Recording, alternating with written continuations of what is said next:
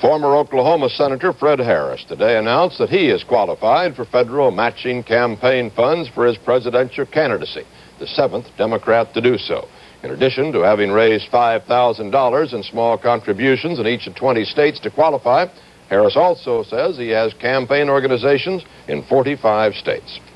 Although Ronald Reagan is a challenge to President Ford for the Republican nomination, a campaign committee went to work for the former California governor today in the first primary state, the New Hampshire Citizens for Reagan Committee, being headed by former Governor Hugh Gregg. Gregg said that we intend to win, but he agreed that 40% of the February 24th primary vote would be a good showing, enough to get Reagan's candidacy moving. So far in this early start to Campaign 76, there are 10 Democratic presidential hopefuls and 2 Republicans. A crowded field, to be sure. But something is missing, and Morton Dean has that story. I am a candidate for president. I'd like to announce that I am a candidate for president. Well, I am extremely happy this morning to announce my candidacy for President of the United States.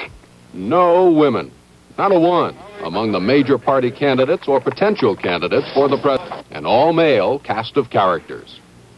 Since Virginia Woodhull did it in 1872, fewer than half a dozen women have run for the presidency. All have done poorly. None has been taken very seriously. I stand before you today as a candidate for the Democratic nomination for the presidency of the United States of America. In 1972, Congresswoman Shirley Chisholm ran. They asked her why no woman is running this time. The answer, money. The regular political machines, whether they be Democratic or Republican, are not going to put the kind of money behind the candidacy of a woman for an office such as the presidency of the United States like they would do it for a male. 4 years ago, another Congresswoman, Patsy Mink, half-heartedly flirted with the idea of running, was entered in several Next time would be different, some women were saying. 72, a warm-up for a serious effort in 76. But not even a symbolic or frivolous candidacy has been mounted this time. Congresswoman Bella Abzug says women in politics are becoming more realistic. When we run now, we're going to run in order to win. We have got to make certain we have many women running for the House, many women running for the Senate. We have to make certain that we run and win in executive houses and the city halls. I think until we set ourselves in, it's much more difficult to produce the major standard bearer. Many politically active women believe the vice presidency is a more immediate and more realistic goal. In 72, there was a late and unsuccessful effort to place Frances Farenthold on the Democratic ticket. 15 for Senator Eagleton, 14 for Sissy Farenthold. A better organized effort appears next year. One name frequently mentioned as a possible Democratic vice presidential nominee, Ella Grasso, the nation's only woman governor.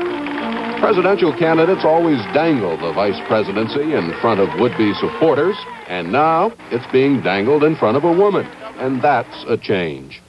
It's always a matter of interest to me that as some of these gentlemen come courting, they indicate that they would like to have a woman running as the candidate. More women are running for more and more offices, and most everywhere they do run, they are not only running against men, they are running against tradition, against an established pattern. Would Americans vote for a woman as chief executive? According to a recent Gallup poll, a substantial minority, nearly 1/4 of those polled, said no. They would not vote for a qualified woman presidential nominee. 20 years ago, 44% answered no. A dramatic change, but a significant amount of bias against women in politics still exists. Political women realize this, and so do the men who finance the political campaigns. Morton Dean, CBS News, New York.